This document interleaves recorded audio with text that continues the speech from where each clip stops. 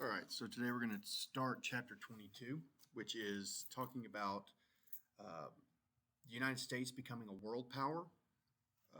Up until this point, the United States was kind of isolated from the rest of the world.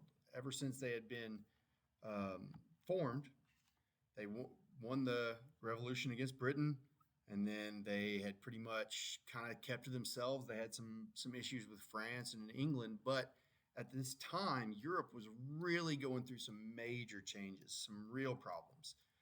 And America kind of had stayed out of that. You had the French Revolution happening, you had um, the Italian unification stuff going on, and America had pretty much said, we're not going to do anything with that.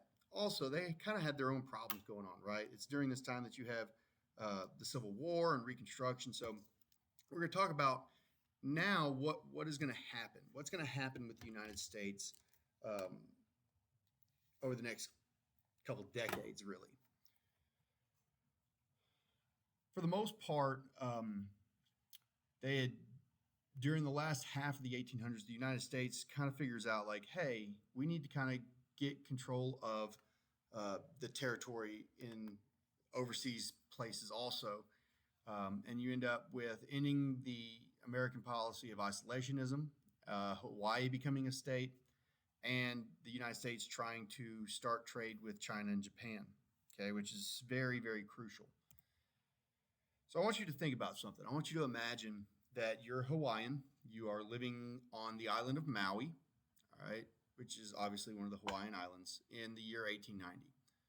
So you've grown up, your parents have, you're from Hawaii, your parents are from Hawaii, you've been there your whole life, their parents were there, great, your great grandparents were there, everybody was there. And they work at a sugar mill that has been opened up by this American sugar planter. Um, there's some good things to it. They supply you with jobs and money. They've opened up a lot of opportunity for you, but you really kind of distrust them to a large degree. They have basically forced your king to sign this treaty that gives the American government a lot of power on the islands. And you're afraid that they're basically going to try and take over your government. Okay. What would you do as a person who your entire family has been there? What would you do if these planters try to take over your island? Right? You have to weigh the good with the bad. So I want you to kind of consider some of that as you kind of think about what exactly happened and how some of these colonization efforts around specifically the Pacific, how that affected the people that were already living there, that had been there for generations and generations. All right. So it's really important to kind of really take that time and think about those things. Some background info is in the mid 1800s, the United States had very, very little interest in engaging with the rest of the world diplomatically. The Civil War and obviously Reconstruction, as I said, had pretty much kept the United States busy with their own affairs. But the rest of the world had spent pretty much the entire century building up massive empires and acquiring land overseas. If you think about the United States and then you look at Britain and all those European countries, the United States itself is way bigger than Europe, right? And so the United States, they had plenty of land to expand to, but the Europeans, if they wanted to gain power, if they wanted to gain resources, they had to go search for it other places because every single inch of Europe had been colonized and claimed. Well, the United States, once they kind of get their heads out of their butts a little bit, realize that if they have any interest in staying in power as a world power and staying relevant and not falling behind, they were going to have to join in this fight for new land and resources. Okay, the world was getting a lot smaller even then. Most of the Western nations were building naval bases all around the world. You need naval bases to protect your shipping routes. The idea of doing this was really an aspect of imperialism. And imperialism is basically the building of an empire by founding colonies and conquering other nations. The Europeans did this solely for the early part of the 1800s, but then obviously they wake up a sleeping giant in the United States and then also in Japan and China, which we'll get to. Um, Europe had extended their colonial empires to control almost all of Africa and Southeast Asia between about 1870 and 1914. Obviously, 1914 rolls around and you have a major issue come up that kind of puts an end to expansion and really changes the landscape, which would be World War I, right? And it's kind of World War I was really kind of a result of this whole time frame. European countries, they wanted access to raw materials, new markets, increased national pride, and but the United States pretty much stayed isolated. They wanted to keep away from affairs with other countries. So what kind of things did the European countries want through imperialism? Well, access to copper, rubber, tin. These were really, really important commodities that they didn't have access to in Europe. So they had to go outside of Europe to find it. Why? Well, industrial growth, the Industrial Revolution, all these things, more industry meant more money, and more money meant more power. And so these countries really, really were looking for growth there. They also wanted access to new markets. You have this entire untapped area in Asia where you essentially have people that have never bought Western goods before being introduced. Well, when you introduce something new, it's going to be, pretty popular. And so they see these countries as a new market opportunities. They also want to bring a stronger presence around the world, which makes people of the country proud to be from that country. George Washington, however, way back in 1789, had basically said, hey, we need to steer clear of any permanent alliances with any of these countries, which basically said, we're going to mind to our own business. They can do whatever they want. Well, this became the policy of the United States pretty much through the 1800s.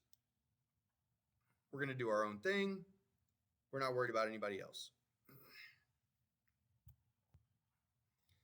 But you can see here that you have kind of a depiction of what happened to America as we got bigger and bigger and bigger, right? 1783, we're just kind of a little baby tiny union, not very big. 1803, we have 17 states. We buy Louisiana. We're getting bigger. By 1819, we've got 22 states. We got control of Florida from Spain and add them. 1861, we're growing even more. Now we're up to 34 states. We annexed Texas. 1989, the United States is up to 48 states. We have a total area of over 3.6 million acres, or square miles, not acres, square miles. And then they add Hawaii. By 1899, by almost 1900, we have huge amounts of land and power all around. Doesn't take long before everybody else wants a piece of what America has. So you can see that we really, really grew through this 120 years or so. Sorry. By the late 1800s, however, some Americans really wanted to end isolationism. They felt like if they didn't end isolationism, their economy would fold. So in order to keep and expand their economy, they needed to grow. They also realized that they needed to protect their economic interests by building a strong navy with overseas bases, just like a lot of the Europeans had. In his book in 1890, a guy named Alfred T. Mahan, the book was called The Influence of Sea Power on History. He basically said the United States needed a strong navy in order to protect its economic interests. That would require overseas fueling stations for ships, and that meant that the United States really, really needed overseas territory. So the United States starts building an empire. First thing they did was they purchased Alaska. Secretary of State William H. Seward buys Alaska for $7.2 million in 1867. Now, most people thought this guy was a moron. They called it Seward's Folly because they thought there's no reason to buy Alaska. It's just this big Alaskan icebox. There's nothing there. But Seward had some ideas, and he got a really good deal. I mean, he purchased this state. Alaska is twice the size of Texas, and he got it for 2 cents an acre. Now, at the time, he thought, oh, there's fur and timber and some natural minerals. Maybe we can find some copper. So he thought it was a good buy. It wasn't until about 1890, though, that they find gold there. And as soon as they find gold there, not just a little bit of gold, a lot of gold. And people were like, oh, no, this was probably a good idea then, right? Of course it was. They also annexed some Pacific territories, specifically Midway Island and American Samoa. He said we have to keep moving westward, right? So Midway Island, that is the point that is basically halfway between the U.S. West Coast and Japan. And then you have American Samoa in 1899 that they come up with a deal with Germany and basically split it in half. And the Americans take part of Samoa and the Germans keep part of Samoa. But although both those places were very, very important, the crown jewel of the Pacific was Hawaii. Much more appealing than either one of those other places.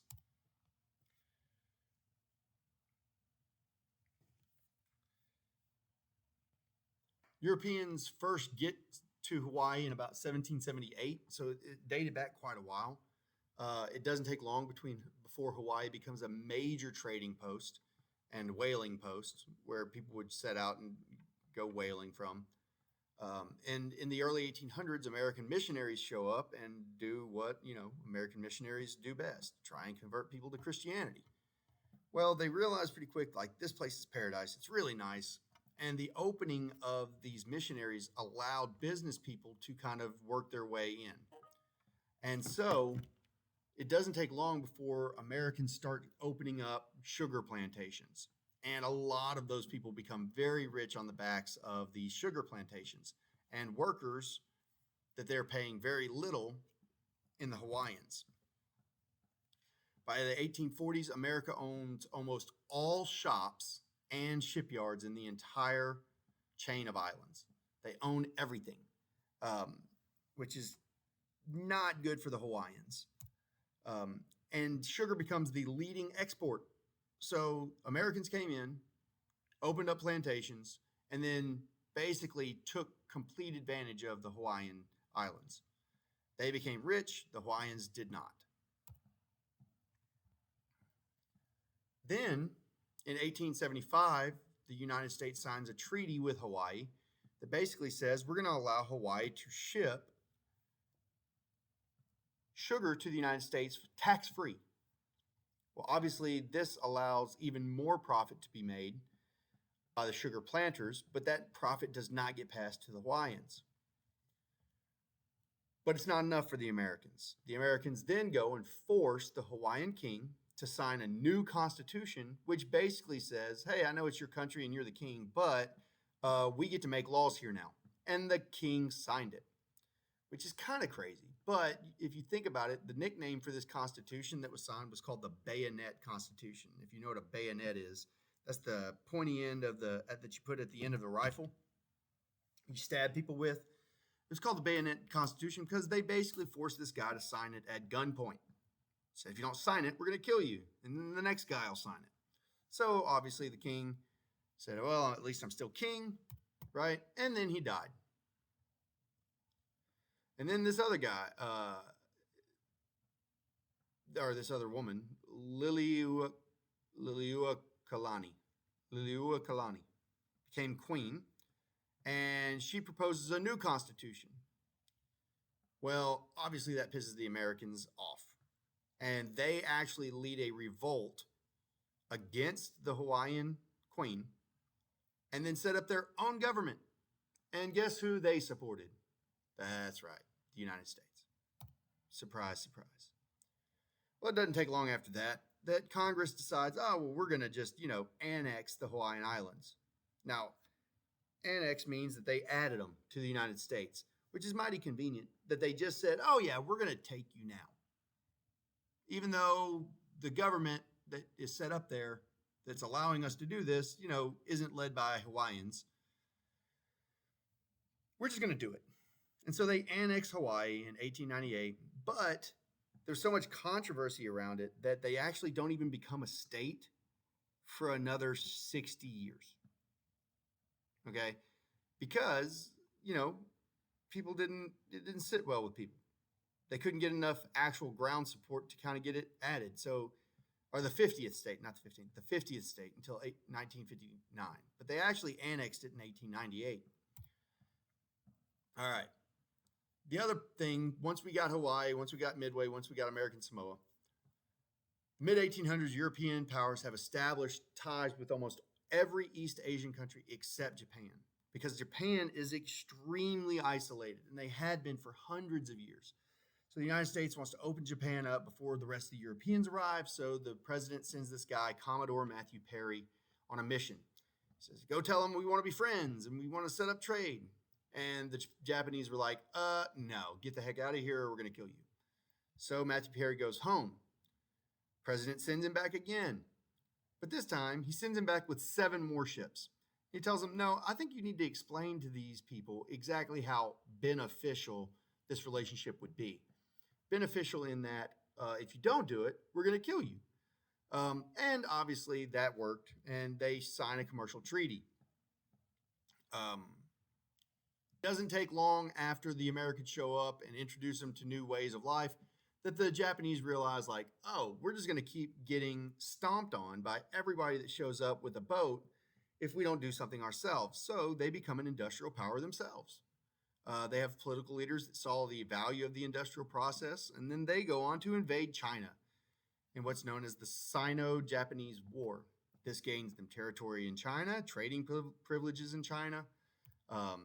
They then attack Russia because Russia was hanging out in China, and Teddy Roosevelt has to go in and negotiate a treaty.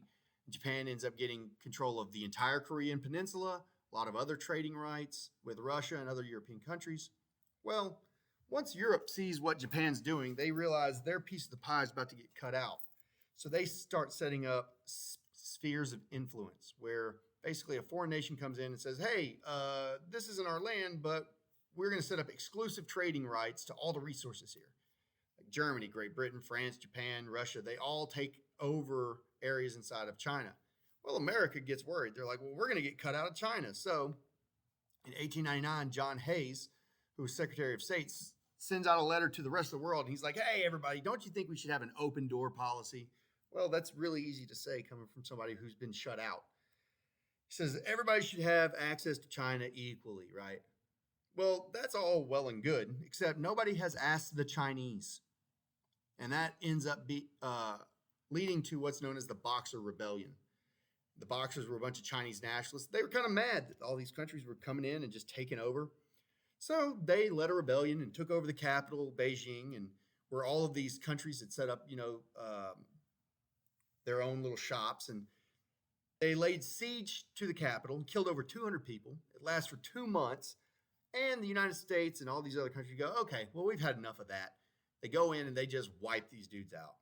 Not only do they wipe them out, then they say, hey, China, because you were not playing very fair, even though, we're completely stomping on your entire tradition and country, you now have to pay us $333 million, including over $25 million going to the United States, which then basically locks in this open door policy until World War II, when China basically just closes its door to the rest of the world and sets up a communist government.